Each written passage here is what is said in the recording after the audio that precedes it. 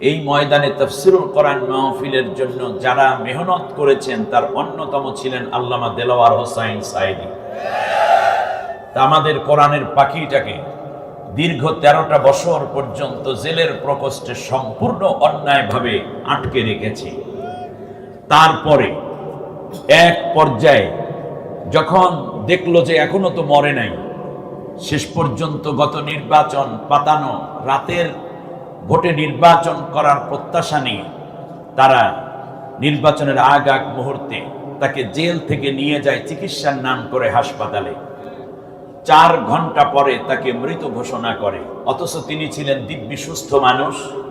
এবং যখন তিনি গাড়ি থেকে নেমেছেন তখন তার যেই মুস্কি হাসা পূর্ণিমার চাঁদের মতো মনে হয় যেন মায়া জড়ানো এক মমতাময় হাসি বাংলাদেশের মুসলমান সহ তামাম দুনিয়ার মুসলমানদেরকে আশান্বিত করেছিল, আবেগ আপ্লুত করেছিল। কে জানতো মারার জন্যই তারা নিয়ে এসেছে হাসপাতালে। হাসপাতালে রাখার পরে তার সন্তানরা তাকে দেখতে চেয়েছিল, তার স্ত্রী খালাম্মাও তাকে দেখতে চেয়েছিলেন আমার স্বামীর কি অবস্থা। তার যে উকিলরা আছে, অ্যাডভোকেটরা, তারা বলেছে আমরা আমাদের আসামি যে যিনি আমাদের পক্ষের তাকে আমরা দেখতে চাই, আল্লামা সাইদিকে আমরা দেখতে চাই, তার সাথে কথা বলতে চাই। কাউকে কথা বলতে দেওয়া হয়নি। এমনকি বাংলাদেশ জামাত ইসলামের শীর্ষস্থানীয় নেতৃবৃন্দ তাকে দেখতে যাওয়ার জন্য বারবার অনুরোধ করার পরেও কাউকেই দেখা করতে দেয়া হয় নাই। এর মানে হচ্ছে এই 4 ঘন্টার মধ্যে বিষ প্রক্রিয়া, বিষ ক্রিয়া, বিষাক্ত ইনজেকশন কিংবা অন্য যে কোনো উপাদান তার শরীরের মধ্যে পুশ করে আমাদের সাইদি সাহেবকে হত্যা করা হয়েছে। 4 ঘন্টা পর ঘোষণা করা হলো তিনি ইন্তেকাল করেছেন। তাহলে তার স্ত্রীকে দেখতে দিলে না কেন? সন্তানকে দেখতে দাওনি কেন? এমনকি বাংলাদেশের মানুষেরা চেয়েছিল, ঢাকাতে বিশেষ করে রাজধানী ঢাকার মানুষেরা চেয়েছিল একবার জানাজা হোক। সেই জানাজাটুকু পর্যন্ত ঢাকাতে জালেমরা পড়তে দেয়নি। সম্মানিত ভাইয়েরা, আজ এই হাজার হাজার তাওহীদি জনতার পক্ষ থেকে 2টি বিষয়, 2টি জায়গায় আমরা দাবি করতে চাই। বর্তমান আন্তর্জাতিক অপরাধ ট্রাইব্যুনাল আগের মতোই তার চেয়েও শক্তিশালী হয়ে গুজগাছ হয়েছে, ঠিক না বলেন? অতএব এই ট্রাইব্যুনালে সর্বপ্রথম অনেকগুলো বিচার তো করা হবে, কিন্তু আজকে এই তাওহীদি জনতার পক্ষ থেকে, কোরআন প্রেমিকদের পক্ষ থেকে দাবি, আল্লামা সাইদি সাহেবের চিকিৎসা যেই চিকিৎসকরা করেছিল, ডাকাত নামের ডাক্তাররা তাকে যে হত্যা করেছে, নার্সরা ছিল, তদানীন্তন স্বরাষ্ট্রমন্ত্রী, গোয়েন্দা বিভাগ, ডিবি, ডিএসপি এবং জেল দারোগা সহ যারাই নেতৃত্ব ছিল, দায়িত্ব ছিল, তাদের প্রত্যেককে গ্রেফতার করা হোক, রিমান্ড দেয়া হোক। তারপরে জানা হবে আমাদের আল্লামা সাইদিকে কিভাবে হত্যা করা হয়েছে। যারা এই হত্যাকাণ্ডের সাথে জড়িত যতগুলো হত্যার রায় বাস্তবায়ন করা হবে, সর্বপ্রথম আল্লামা সাইদি হত্যাকারীদের ফাঁসির রায় কার্যকর করা হবে, কিনা বলে?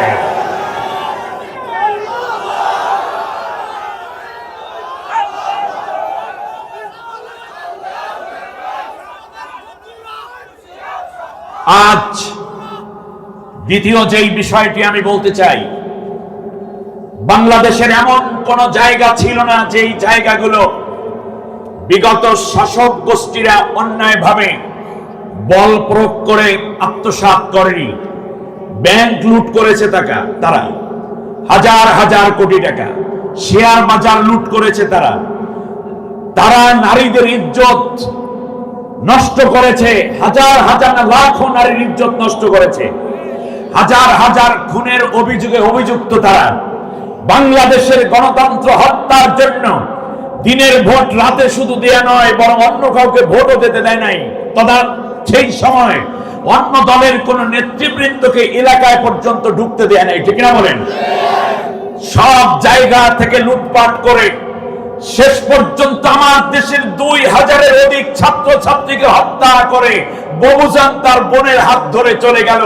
আমার কথা হচ্ছে, যারা দেশকে তলাবিহীন ঝুড়িতে পরিণত করলো, ব্যাংকের টাকা লুট করলো, শেয়ার মার্কেট লুট করলো, বাংলাদেশের রেমিটেন্সকে যারা হত্যা করলো, বাংলাদেশের শেষ পর্যন্ত আমানতগুলো নষ্ট করলো, এমনকি দুর্নীতি করে করে শেষ করলো, তার পাশাপাশি মানুষ হত্যা করলো, অন্যায় ভাবে আলেমদের উপর চরম নির্যাতন করলো, এতগুলো গণহত্যা করলো, এরপরেও তাদের এমপি এবং দোষরদেরকে যখন গ্রেফতার করে তাদেরকে আদালতে যখন নেওয়া হচ্ছে, তখন মনে হয় যেন নতুন শ্বশুর বাড়ি থেকে ভাতও পায় নাই জামাই, ফুরফুরে মেজাজ, চুল দাড়ি কি চমৎকার করে আছে।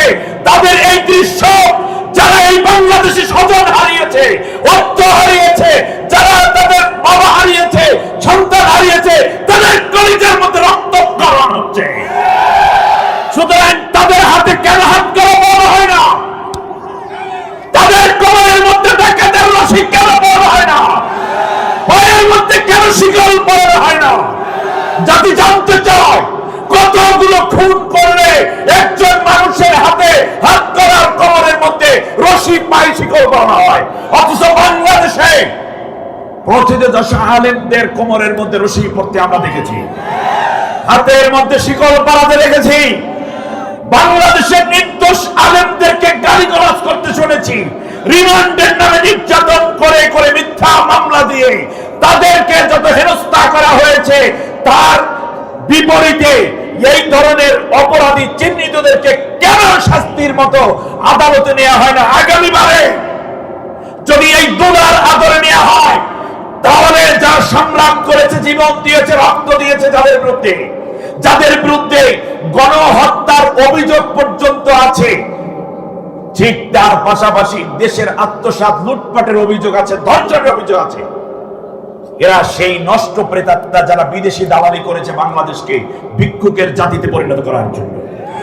সুতরাং যদি এই আদর সাদরে আনা হয়, তাহলে বাংলাদেশের তাওহীদি জনতা এর প্রতিবাদে প্রয়োজনে আবার রাজপথে নেমে আসবে। সম্মানিত বন্ধুগণ, আজ শ্রদ্ধার সাথে স্মরণ করছি জুলাই আগস্ট 2024 সালে বাংলাদেশের ছাত্র সমাজ, যুব সমাজ, যেভাবে তরুণ সমাজ নেমে পড়েছিল, যার ফলশ্রুতিতে আজ বুক ফুলিয়ে আমরা চলতে পারছি, ঠিক তার পাশাপাশি আমরা বাংলাদেশের প্রেক্ষাপটে ভারতের কেবলা থেকে আজ সত্যিকার অর্থে মক্কা মদিনার কেবলার দিকে আমাদের রুজু হওয়ার সময় এসেছে, ঠিক কিনা বলেন? সম্মানিত ভাইরা, আপনাদের এই রংপুরি যে শহীদ হয়েছে আবু সাইদ, তারই বন্ধু মুগ্ধ সহ যারা শহীদ হয়েছেন, আল্লাহ তাআলা তাদেরকে জান্নাতুল ফেরদাউসের মেহমান করে নিন। পঙ্গু হয়েছে প্রায় 3000-এর অধিক, 2324 জন এই পর্যন্ত রিপোর্ট এসেছে। কারো ভাত নাই, কারো পা নাই। দোয়া করছি আল্লাহ তাআলা তাদের মনোবল বাড়িয়ে দিন। বাংলাদেশের শ্রেষ্ঠ মুক্তিযোদ্ধা এরা, ঠিক না বলেন? আল্লাহ তাআলা তাদেরকে প্রশান্তি দিয়ে কলিজা ঠান্ডা করে দিন। চোখ হারিয়েছে 2853 জন, যাদের চোখের মধ্যে বুলেট লাগার কারণে চোখ চিরতরে অন্ধ হয়ে গেছে, অথচ তারা আমার দেশের মেধাবী সন্তান। আল্লাহ তাআলা তাদের অন্তর চক্ষু খুলে দিন।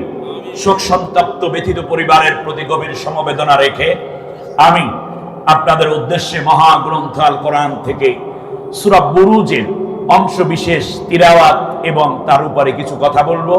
এর মধ্যে আমাদের প্রিয় মেহমান আহমদ বিন ইউসুফ আল আজহারি সাহেব আমাদের মাঝে তাশরীফ আনবেন। আপনাদের কষ্ট হচ্ছে না তো? আমার সাথে পড়েন। আউযু বিল্লাহি মিনাশ শাইতানির রাজীম। বিসমিল্লাহির রাহমানির রাহিম। বিতাড়িত অভিশপ্ত শয়তানের ওয়াসওয়াসা থেকে আল্লাহর আশ্রয় চাই। কার আশ্রয়? জোরে বলেন না। আমাদের আশ্রয়দাতা কে? ভারত, পাকিস্তান, আমেরিকা, লন্ডন কিংবা চায়না না। আমাদের আশ্রয়দাতা কে? আমাদের রক্ষাকর্তা কে? আমরা বহুবার শুনেছি, বারবার বলতো, ওনাদের দল না করলে কিংবা সত্য সমালোচনা করলেও হয়ে যেত কি, এটা হচ্ছে পাকিস্তানের দালাল। ঠিক না বলেন? এই গালি আপনারা শুনছেন না? শুনেছেন। এখন দেখুন, পাকিস্তানের দালাল করতে করতে আমরা 18 বছর পর্যন্ত মাইর খাইলাম, জেল খাটলো, মামলা হলো, রিমান্ড দিল, গুলি খাইলো, আয়না ঘরে নিল, ফাঁসি পর্যন্ত দিয়েছে, গুম করেছে। ঠিক না বলেন? বাংলাদেশের জামাত ইসলামীর কোন নেতা কিংবা কর্মী কি পাকিস্তান পালাই গেছে? বিএনপির কোন নেতা কিংবা কর্মী কি পাকিস্তান পালাই গেছে? জাসদের কোন লোক কি বিদেশি পালাই গেছে? ডান বাম কেউই জানে। চরমনের কোন লোক কি পাকিস্তান পালাই গেছে? তবলিগের কেউ গেছে? কেউ যায় নাই, সবাই রয়ে গেছে। তাহলে বোঝা যায় বাংলাদেশে পাকিস্তানের কোন দালাল নাই, কিন্তু ভারতের দালাল আছে। কেমনে বুঝলেন? ছাত্রদের আন্দোলন যখন তুঙ্গে, তখন তারা সব মিলে গাঠি বস্তা নিয়ে মামুর দেশে পাড়ি জমিয়েছে। ঠিক না বলেন? তাহলে বোঝা যায় তারা বাংলাদেশে পাকিস্তানের দালাল নাই, বরং ভারতের দালাল আছে। অতএব যেহেতু দালাল তোমরা আছো, অতএব ওই দালাল দেশি যেই দেশের দালালি করে ওই দেশে চলে যাও। বাংলাদেশ তোমাদের জন্য নিষিদ্ধ। ঠিক না বলেন? আর কত অন্যায় করলে একটি দল নিষিদ্ধ হবে আমি জানি না।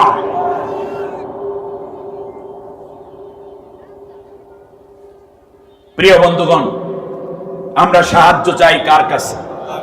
পরম করুণাময় অসীম দয়ালু আল্লাহর নামে শুরু করছি।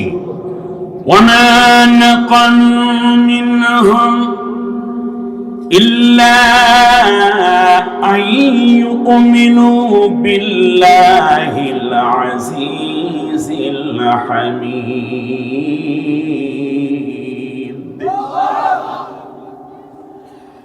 الذي له ملك السماوات والأرض الله على كل شيء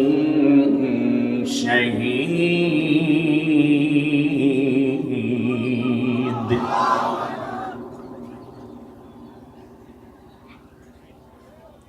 إن الذين فتنوا المؤمنين والمؤمنات ثم لم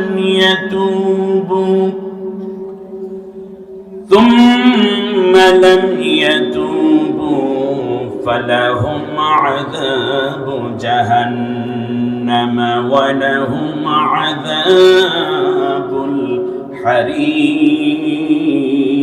الحريق ذلك الفوز الكبير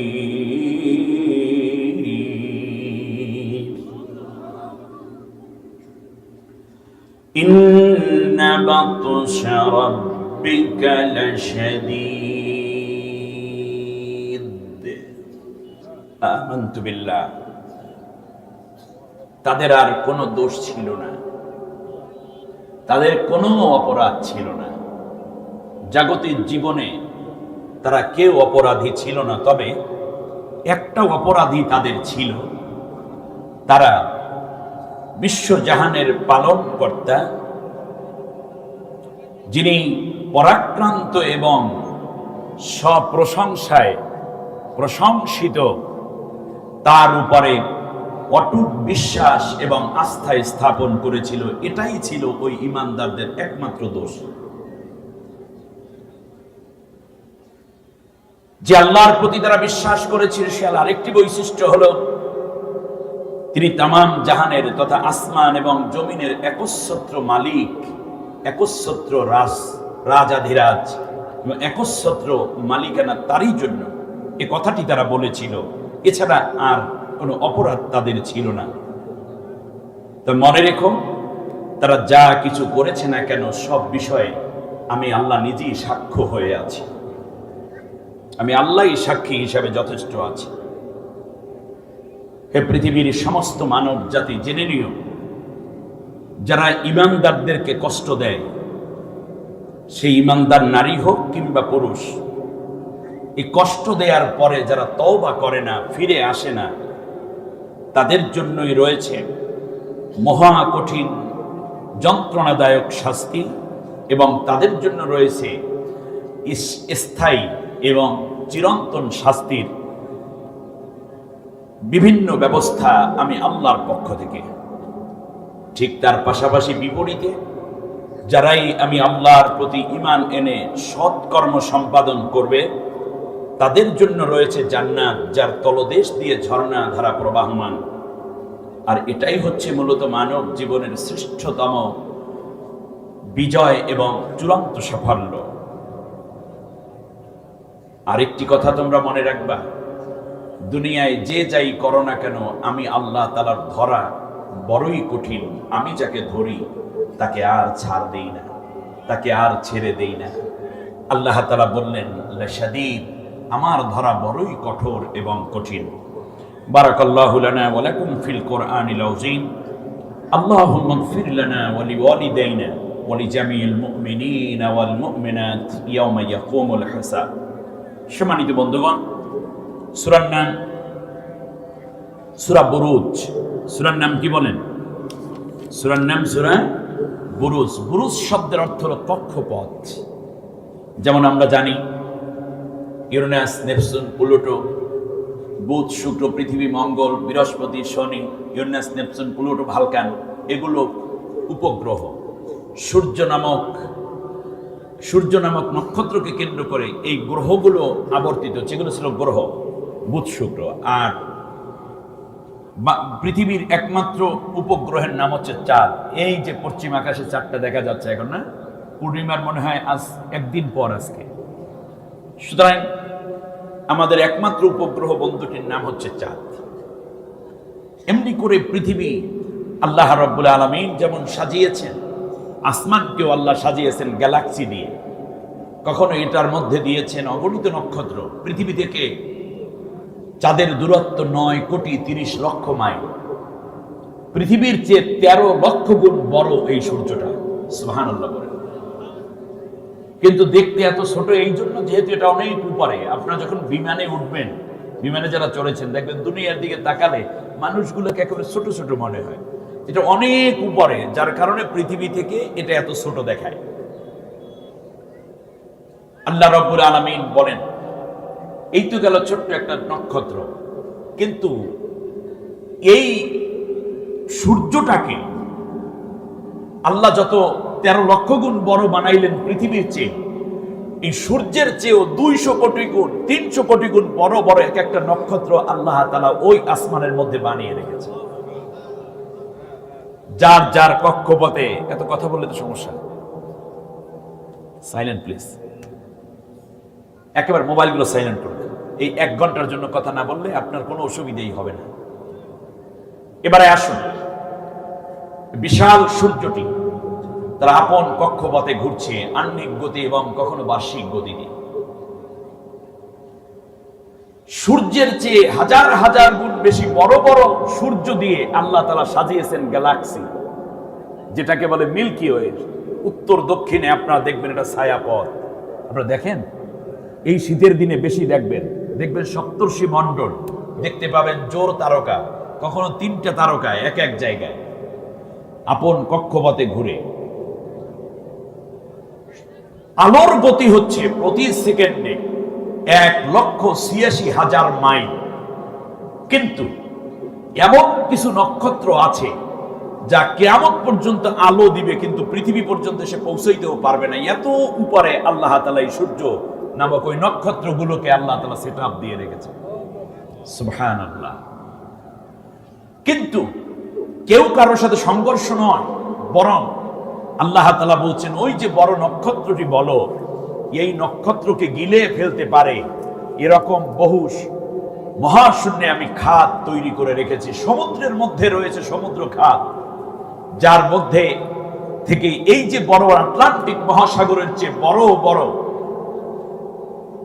সাগর রয়েছে, যা সমুদ্রের তলদেশ দিয়ে অন্য আর এক সমুদ্র, একে বলে সমুদ্র খাত। আসমানে রয়েছে আসমানের খাত। এ প্রসঙ্গে আল্লাহ তাআলা সূরা ওয়াকিয়ার মধ্যে চমৎকার বলেছেন, লা উকসিমু বিমাওয়াকি'ন নুজুম ওয়া ইন্নাহু লাকাসামুন লাউ তা'লামুনা আযীম।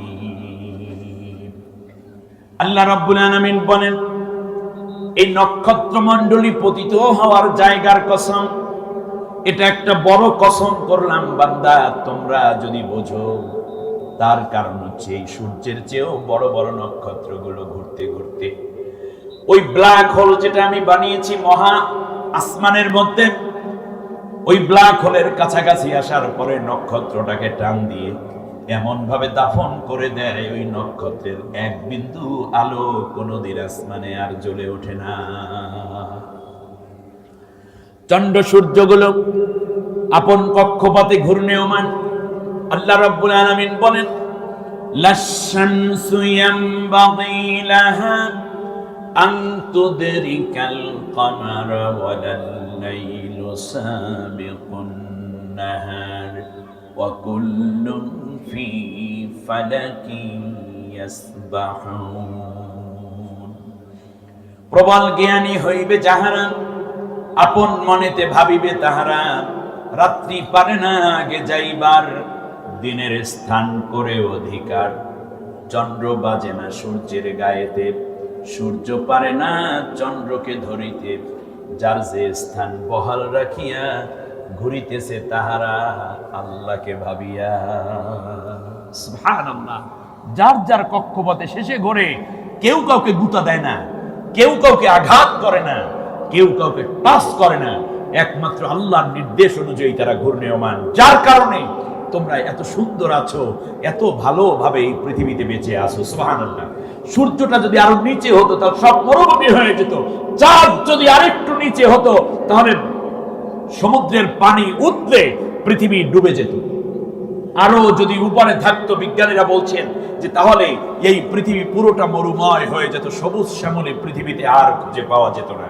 এটার নাম হচ্ছে বুরুজ। এর নাম কি? বুরুজ। আল্লাহ রাব্বুল আলামিন এই কক্ষপথের কসম খেয়ে প্রথম আয়াত নাজিল করলেন, ওয়াস-সামাই যাতিল বুরুজ। এই জন্য সূরার নামই হয়ে গেছে বুরুজ। এই সূরা বুরুজের মধ্যে আল্লাহ রাব্বুল আলামিন আয়াত দিয়েছেন 22টা। কয়টা? রুকু আছে একটা, মক্কায় অবতীর্ণ সূরা।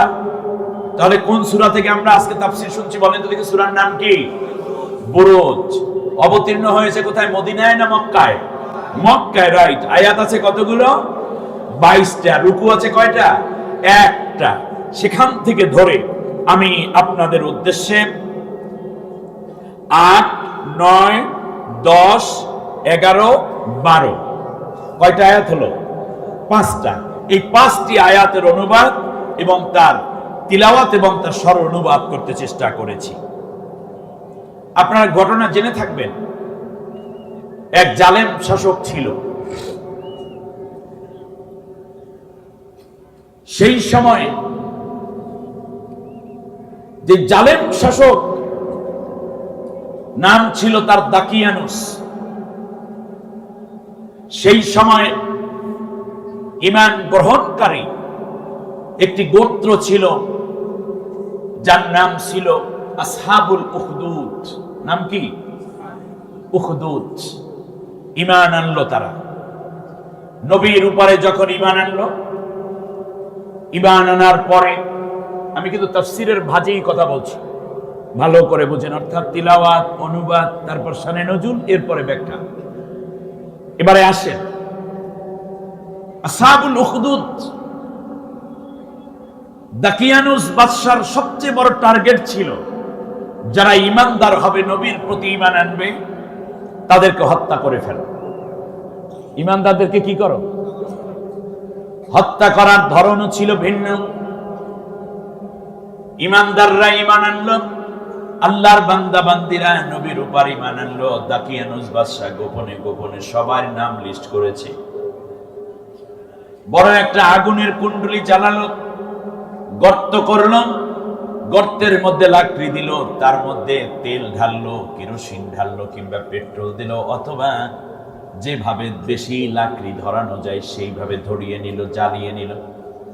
আগুন দাউ দাউ করে জ্বলে, হাত বাঁধা, পাও বাঁধা ঈমানদারদেরকে আগুনের চারপাশে গোল করে দাঁড় করানো হলো। বাবা, সন্তান, স্ত্রী, স্বামী ঈমান এনেছে, ইমানদারদেরকে একজন একজন করে আগুনের মধ্যে ধাক্কা মেরে ফেলে দেয় আর ডাক দিয়া বলে, ঈমান ত্যাগ করো, নয়তো তোমাদেরকে আগুনের মধ্যে সবাইকে ফেলে দেব। একজনকে আগুনের মধ্যে ফেলে সে চলে যায় পাশে, আর একজন দাঁড়িয়ে থাকে, সে যায় না, আফসোস করে না, জীবন ভিক্ষা চায় না, এমনকি বলে না যে আমি বাদ দিলাম, আমাকে রক্ষা করো, এরকম কিছু বলে না।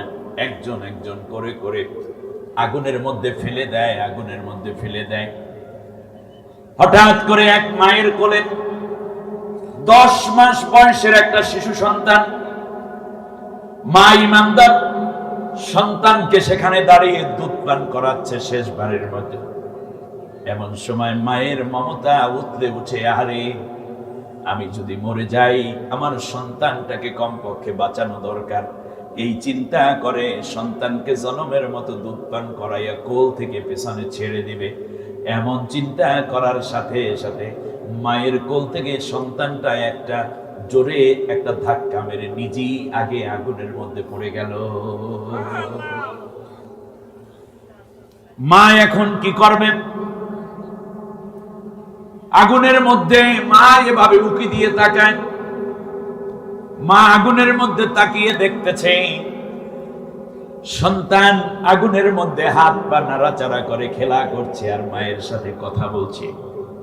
ডাক দিয়া বলছে, মা গো, তুমি আমাকে মায়া করে নিজের ঈমানটাকে নষ্ট করতে চেয়েছিলা, দেখো দাকিয়ানুস বাদশা আগুন জ্বালিয়েছে।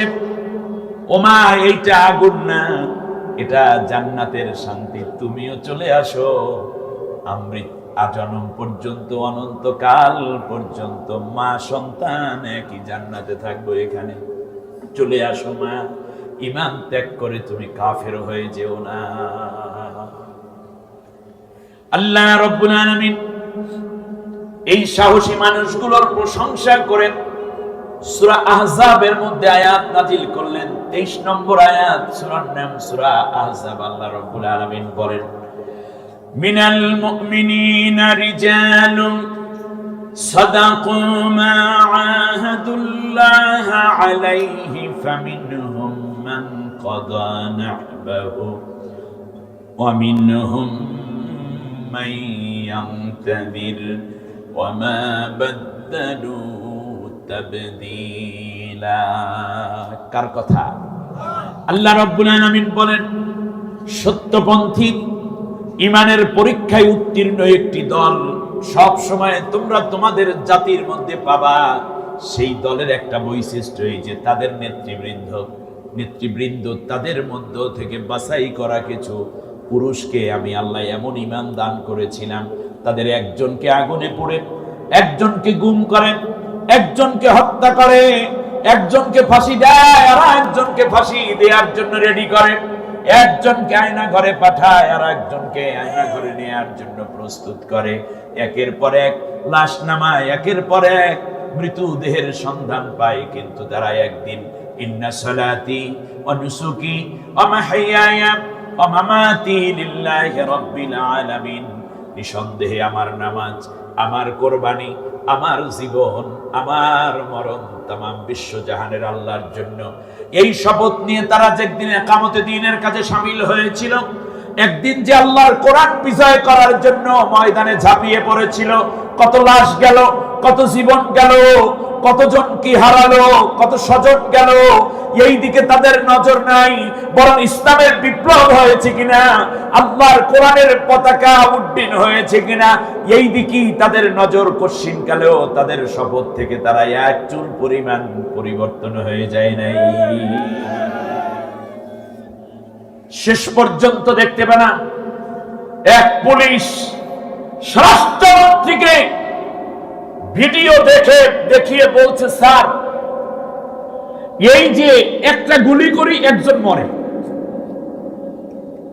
ওই একজনই মরে যায়, ওই জায়গায় 10 জন এসে দাঁড়ায়, ওরা একজনও পালাইয়া যায় না। এইটাই হলো আমাদের জন্য সবচেয়ে বড় সমস্যা। স্বরাষ্ট্রমন্ত্রী, তুমি কার স্বরাষ্ট্রমন্ত্রী ছিলা? যদি বাংলাদেশের স্বরাষ্ট্রমন্ত্রী হতে তবে পুলিশের কলারটা ধরে প্রথমে একটা থাপ্পড় মেরে তুমি কার মায়ের সন্তান হত্যা করে জিজ্ঞেস করা উচিত ছিল। কিন্তু তুমি পারবে না, কারণ তোমরা খুনি। এই বর্তমান অন্তর্বর্তীকালীন সরকারের কাছে দাবি করছি, এই খুনিরা যেই যেই রাষ্ট্রে পালিয়েছে, ডক্টর ইউনূস আপনি পারবেন বলেই বাংলাদেশের মানুষ আপনার নেতৃত্বকে মেনে নিয়েছে, ঠিক কিনা বলেন? ছাত্র সমাজ আপনাকে স্যালিউট দিয়ে রিসিভ করেছে, আপনার এই নৈতিক দায়িত্বে দাঁড়িয়েছে খুনিদেরকে বিদেশ থেকে এনে বাংলাদেশের প্রকাশ্যে চূড়ান্ত শাস্তির ব্যবস্থা করুন। বাংলাদেশের মানুষ আপনার সাথে আছে। একটি কথা বলে দিতে চাই, কয়েকদিন আগে এই খুনিদের এক দশক পররাষ্ট্রমন্ত্রী শেষে হয়েছে, এর আগে ছিল তথ্য মন্ত্রী, নাম নেব না আমি, এরা সবাই খুনের দোষর। লন্ডন থেকে একটি চ্যানেলে সাক্ষাৎকার দিতে গিয়ে সে বলেছে বিএনপির সাথে ঐক্যবদ্ধ আন্দোলন করে ওনারা গণতন্ত্র উদ্ধার করবে। বিএনপির মহাসচিব মহোদয়, তার সাথে অনেক কথায় তিনি নাকি মিল হয়েছেন। কোন দল নিষিদ্ধের পক্ষে তিনি না, উনিও না। এমনি করে করে আমি বিগত 18 বছর কষ্ট সয়েছে বিএনপির লোকেরা, বহু নেতা নেত্রীকে হত্যা করা হয়েছে, জেল দেয়া হয়েছে, তাদের দলীয় নেত্রীর উপর এমন কোন অত্যাচার নেই যা করা হয় নাই মানসিকভাবে, ঠিক না বলেন? সুতরাং আমি স্পষ্ট করে সহজ ভাষায় বলে দিতে চাই, যদি বাংলাদেশের মানুষ ঘুণাক্ষরেও টের পায় এই খনি গোষ্ঠীর সাথে বিএনপির কোন নেতা কিংবা নীতি নির্ধারণীর কোন নেতৃবৃন্দের ন্যূনতম দূরতম বন্ধুত্ব আছে, কানেকশন আছে, লিঙ্ক আছে, তাহলে বাংলাদেশের বিএনপি কেও আওয়ামী লীগের চেয়ে করণ পরিবর্তন করতে হবে।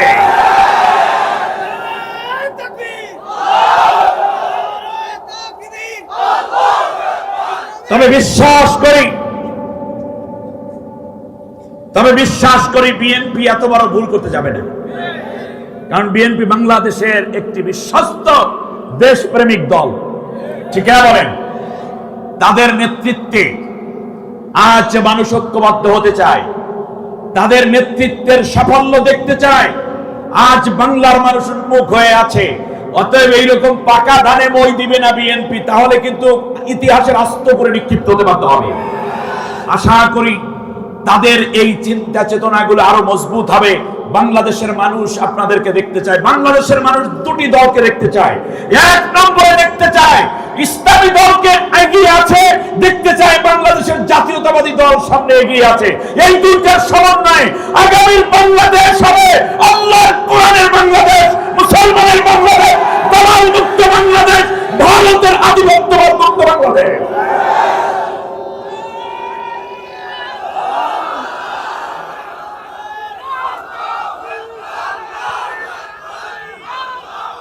আল্লাহ রাব্বুল আলামিন বলেন, সব তাদের আর কোনো দোষ ছিল না। তাদের দোষ বলতে একটাই ছিল, তারা আল্লাহ রাব্বুল আলামিনের উপরে ঈমান এনেছে, আর কোনো দোষ তাদের নাই। আল্লাহু আকবার। আল্লাহ রাব্বুল আলামিনের কথা ধরে যদি সামনে আগাই, মুসা আলাইহিস সালাম যখন কোরআন দ্বীনের দাওয়াত দিলেন, কালেমার দাওয়াত দিলেন, দেশের যুবকরা ঈমানের দিকে ধাবিত হলো। মুসা পয়গম্বরের জ্ঞান ভিত্তিক বিজ্ঞান মনস্ক দাওয়াত, সময় উপযোগী চিন্তা, সর্বোপরি তার মাস্টার প্ল্যান, জ্ঞান বিজ্ঞানে পরিপূর্ণ আল্লাহর নবীকে যখন জাতির জ্ঞানী ছেলেরা পেয়ে গেল, তারা জ্ঞান তালাশ করে। ফিরাউনের কাছে কোনো জ্ঞান ছিল না, ফিরাউন ছিল মূর্খতায় ভরপুর একটা সরকার প্রধান, ঠিক কিনা বলেন? কোথায় পাইলেন? আল্লাহ রাব্বুল আলামিন বলেন সূরা তাহা ৭৯ নম্বর আয়াতে আল্লাহ রাব্বুল আলামিন বলেন, ওয়া আযাল্লা ফিরআউনু কওমাহু ওয়া মা হাদা। ফিরাউন তার জাতির লোককে মূর্খ বানিয়েছিল, কোনো সত্য পথ দেখায়নি। মুসা আলাইহিস সালাম এসে আল্লাহ রাব্বুল আলামিনের ওহীর জ্ঞান দিয়ে যখন জাতির লোককে ডাকলো, সর্বপ্রথম যুবকরা ইসলামের দিকে ধাবিত হলো। বলুন আলহামদুলিল্লাহ। আজও বাংলাদেশকে যদি সমৃদ্ধশালী, দুর্নীতিমুক্ত, অন্যায় মুক্ত, ঘুষ সুদ মুক্ত, এমনকি জেনা ব্যভিচার মাদক মুক্ত বাংলাদেশ যদি করতে হয়, তাহলে যুবকদেরকে আসতে হবে। সেই ক্ষেত্রে নেককার যুবকদেরকে এগিয়ে আসতে হবে। আমার যুবক সমাজকে জ্ঞান বিজ্ঞান সমৃদ্ধির পাশাপাশি তাদেরকে মোরালিটি ডেভেলপ করার জন্য ইসলাম এবং নৈতিক শিক্ষাকে আবশ্যক করতেই হবে। ইউনিভার্সিটিতে পড়ুয়া ছেলেদের রুমের মধ্যে পাওয়া যায় অস্ত্র, ড্যাগার, ছুরি, এমনকি তাদের হকি স্টিক, হেলমেট, এরপরে পাওয়া যায় AK-47, রিভলভার, বন্দুক, আর পাওয়া যায় বোতল, শত শত বোতল ভরা মদ। সাথে পাওয়া যায় মেয়েদের ড্রেস। আস্তাগফিরুল্লাহিল আযীম। আর যেই ছেলেটির রুমের মধ্যে কোরআন পাওয়া যেত, যেই মেয়েটির রুমের মধ্যে ইসলামী বই পাওয়া যেত, তাকে শিবির নাম দিয়ে হল থেকে অপমানিত করে, পিটিয়ে জখম করে বের করে দেওয়া হতো। ঠিক কিনা বলেন? আজ বাংলাদেশ ঘুরে দাঁড়ানোর সময়। সুতরাং নৈতিক শিক্ষা ব্যতীত একটি জাতি উন্নতি করতে পারে না। বিশ্বের চ্যালেঞ্জ মোকাবেলায় তোমাদেরকে অবশ্যই এই আবু সাঈদ এবং মুগ্ধের রক্তের ঋণ পরিশোধ করার জন্য আন্তর্জাতিক বিশ্ব চ্যালেঞ্জ মোকাবেলায় একদিকে তোমাদেরকে যেমন জ্ঞান বিজ্ঞান প্রযুক্তি এবং চিকিৎসা শিক্ষায় এগিয়ে থাকতে হবে, ঠিক তার পাশাপাশি নিজের নৈতিক শিক্ষা গ্রহণ করার জন্য অবশ্যই যে যে ধর্মের হও, ধর্মীয় চর্চা অবশ্যই করতে হবে। স্ট্যানলি হল সেইড, একজন খ্রিস্টান দার্শনিক, তিনি বলেছেন, if you teach your children the 3 R's, reading, writing and arithmetic, and you leave the 4th the religion, you will get the 5th the rascality. তুমি যদি তোমার সন্তানকে 3টা আর শেখাও, পড়া, লেখা এবং গণিত বিদ্যা, কিন্তু তুমি 4র্থ আর তথা যদি ধর্মীয় শিক্ষা না দাও, তাহলে তুমি 5ম একটা আর পাবা, সেটা রাসকালিটি, মানে বদমাইশি। ঠিক না বলেন? এই এমপি গুলো, মন্ত্রীগুলো, সচিবগুলো যারাই ছিল, 99% ছিল দুর্নীতিবাজ। মুসা আলাইহিস সালামের প্রতি ঈমান আনলো যুবকরা। ফামা আমানা লিমূসা ইল্লা যুররিয়াতুম মিন কওমিহি আলা খাউফিন মিন ফিরআউনা ওয়া মালাইহিম আন ইয়াফতিনাহুম। আল্লাহ রাব্বুল আলামিন বলেন, শোনো, জাতির যুবকদেরকে ফিরআউন কোন রকম দমিয়ে রাখতে পারল না। তারা জ্ঞান এবং নৈতিক শিক্ষা নেয়ার জন্য মুসার উপরে ঈমান আনলো। ফিরআউন যখন জানতে পারল এই যুবকরা ঈমান এনেছে, তাদেরকে ডাকলো 9 জন মাত্র। কয়জন? 5 আর 4 কয়জন? 9 জন। 9 জনকে ডেকে নিয়ে আসলো। এবার ফিরআউন বলছে, قال آمنتم له قبل آذن لكم فلأقطعن أيديكم وأرجلكم من خلاف ولأصلبنكم في جذوع النخل। সূরা তাহার 71 নম্বর আয়াতে আল্লাহ রাব্বুল আলামিন বলেন, যুবকদেরকে অ্যারেস্ট করা হলো। এনে যুবকদেরকে বলছি, আমার অনুমতি ছাড়াই তোমরা নাকি মুসার দলে যোগদান করেছি, এর মানে অনুমতি নিয়ে ছাড়া তার বিরুদ্ধে কেউ দাঁড়াইতেও পারবে না। এমন একটা স্বৈর শাসক সে পরিণত হয়ে গেল।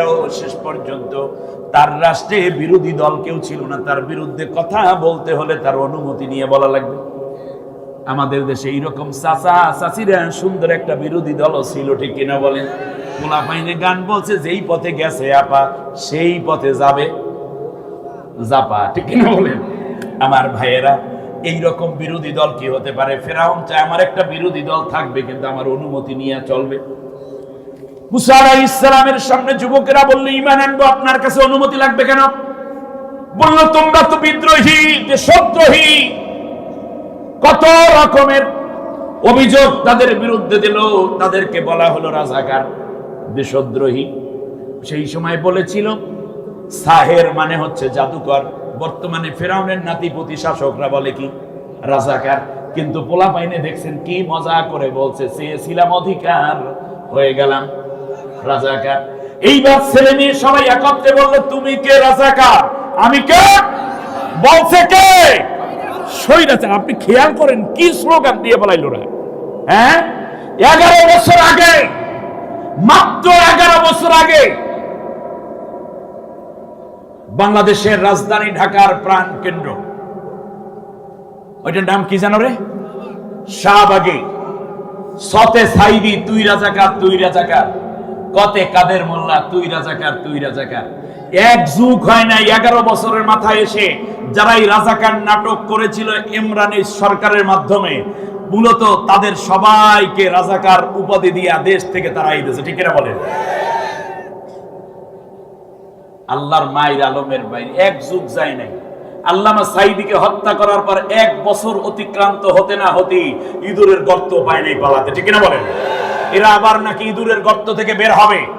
বাংলাদেশের 18 কোটি মানুষের 36 কোটি হাতে একটা করে লাঠি থাকবে। ঠিক কিনা বলেন? যদি ইঁদুর মাথা উঁচু করতে চায় তাহলে ইঁদুরের মাথা ছেঁচে দেওয়া হবে, কিন্তু বাংলাদেশের 1 ইঞ্চি ভূমি ক্ষতি হতে দেওয়া যাবে না। ওলামায়ে কেরাম ঐক্যবদ্ধ হন, পীর মাশায়েখ ঐক্যবদ্ধ হন, জাতীয়তাবাদী শক্তি ঐক্যবদ্ধ হন, দেশপ্রেমিক মানুষ এক হাতে হাত থেকে কাঁধে কাঁধ রেখে ঐক্যবদ্ধভাবে দাঁড়িয়ে যায়।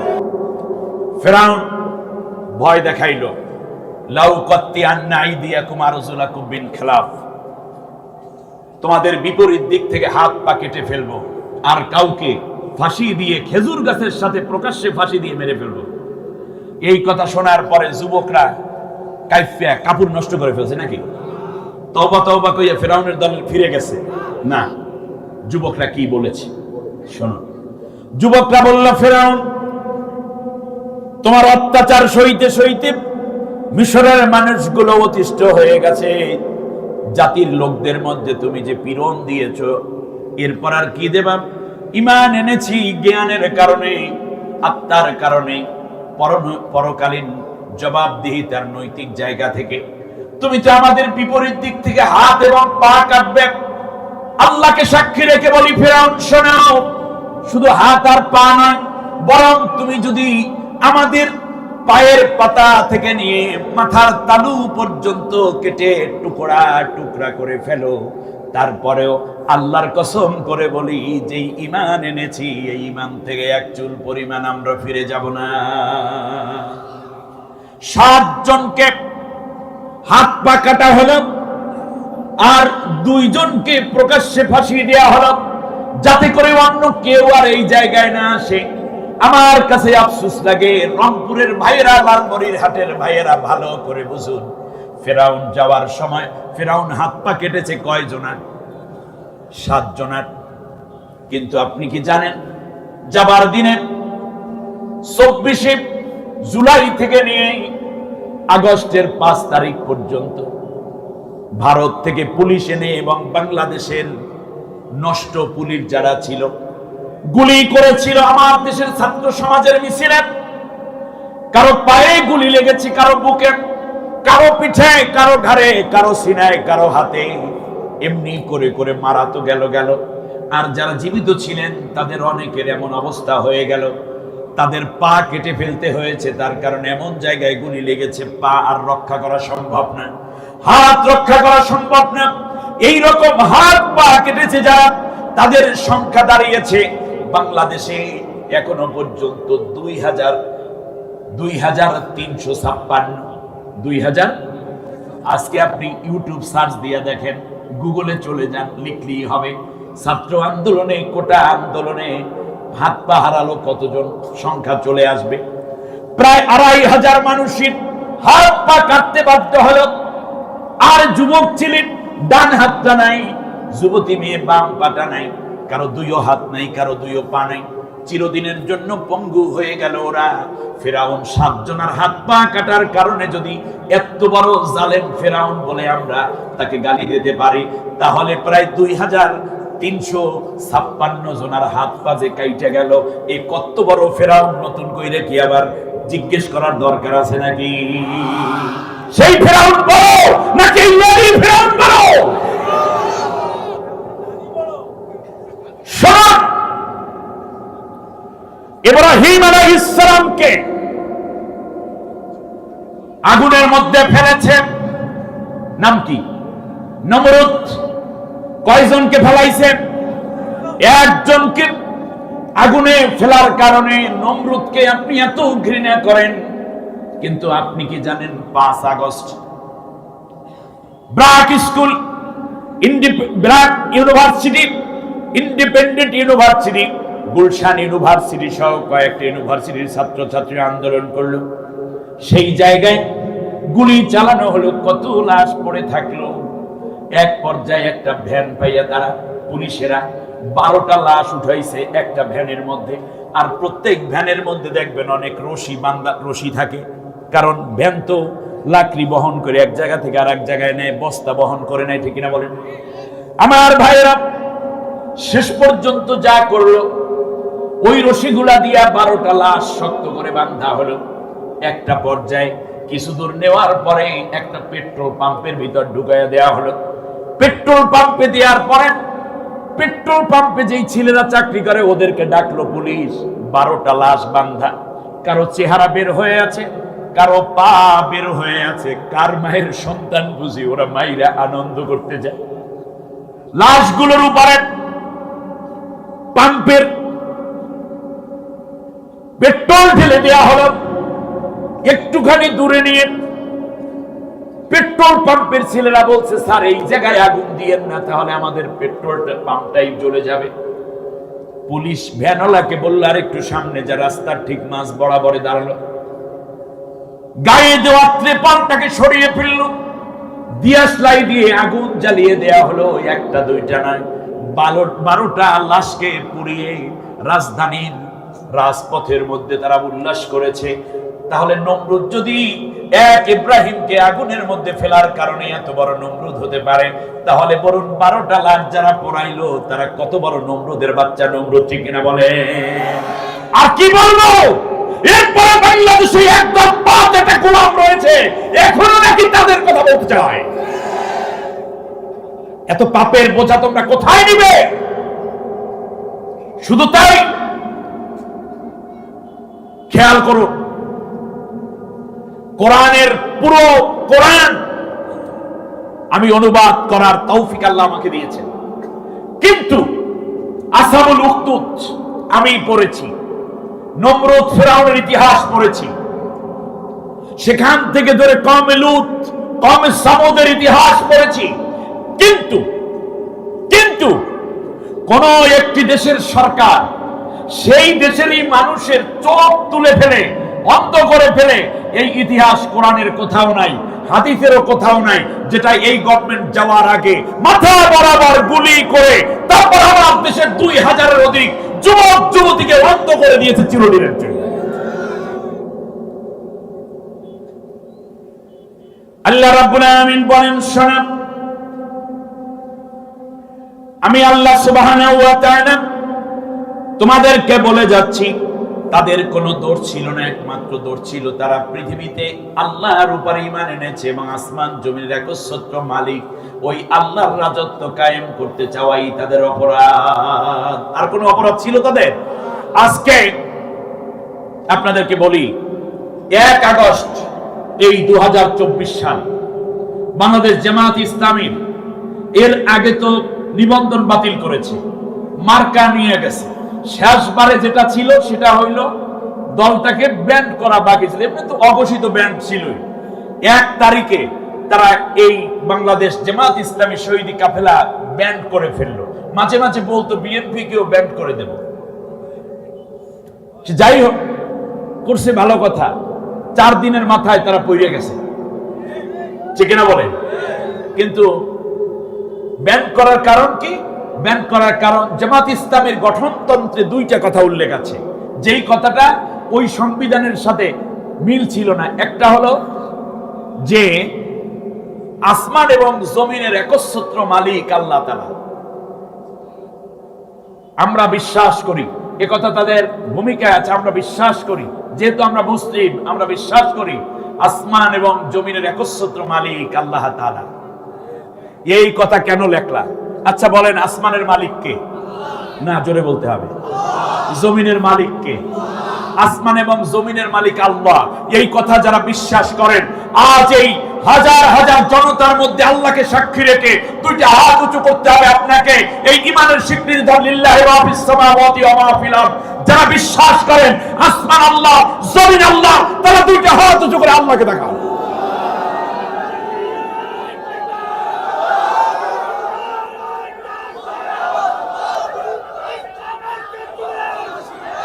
আল্লাহ তুমি কবুল করো, আল্লাহ ঈমানকে তুমি আমাদের মজবুত করে দাও, বলেন আমিন।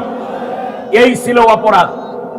শুনুন, আপনি যেই দলটি করেন সেই দলটি বিশ্বাস করে না, পতিত পলায়ন করা সরকার বিশ্বাস করে না, দলের লোকেরা বিশ্বাস করে না এই জমিন আল্লাহর, এইটার বাপদাদা। তারা বিশ্বাস করে কি এটা মানুষের। আসলে মানুষ হচ্ছে এই জমিনের খলিফা, প্রকৃত জমিনের মালিক কে? আল্লাহ। এই অপরাধে এক দ্বিতীয় অপরাধ ছিল তাদের সকল ক্ষমতার উৎস আল্লাহ তাআলা। এটা কি জামাতের কথা না আল্লাহর কথা? ইন্নাল কুওয়াতা লিল্লাহি জামিআ, সমস্ত ক্ষমতার উৎস কে? আল্লাহ তাআলা। তারা বিশ্বাস করে সমস্ত ক্ষমতার উৎস জনগণ। এই দুই কারণে জামাত ইসলামের দলটাই ব্যান্ড হলো, নিবন্ধন বাতিল হলো। জামাতের নেতৃবৃন্দ বলে দিয়েছে প্রয়োজনে দল যাবে, জীবন যাবে, কিন্তু এরপরও সার্বভৌমত্ব আল্লাহর এবং সমস্ত ক্ষমতার উৎস আল্লাহ, এই কথা আমরা কোনোদিন উড্ড করব না। আল্লাহ রাব্বুল আলামিন বলেন, ইন্নাল্লাযীনা ক্বালু রাব্বুনাল্লাহু সুম্মা ইসতাকামু তাতানাজ্জালু আলাইহিমুল মালাইকাতু আল্লা তাখাফু ওয়া লা তাহজানু ওয়া আবশিরু বিল জান্নাতিল্লাতী কুনতুম তুআদুন। আল্লাহু আকবার। আল্লাহ রাব্বুল আলামিন বলেন, যারা বলে আমি আল্লাহর উপরে বিশ্বাস করলাম, এই কথার উপরে ইস্তেকামত থাকে, তাদের জন্য আমি আল্লাহ রাব্বুল আলামিন ফেরেশতা পাঠাইয়া দেই। আর তাদেরকে ফেরেশতারা বলে, ভয় করো না, জান্নাতের সুসংবাদ তোমাদের জন্য অপেক্ষা করছে, জান্নাত তোমাদের জন্য ইন্তজার করছে। সুবহানাল্লাহ। জামাত তার এই নৈতিক জায়গা থেকে ফিরে আসে নাই।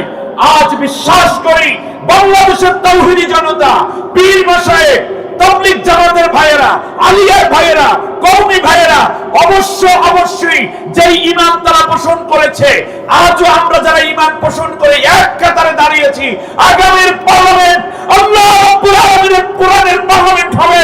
তার কারণ আল্লাহ এই শহীদের রক্ত, তাদের জীবন, তাদের মেহনতের ফসল অবশ্যই আল্লাহ তাআলা দান করবেন।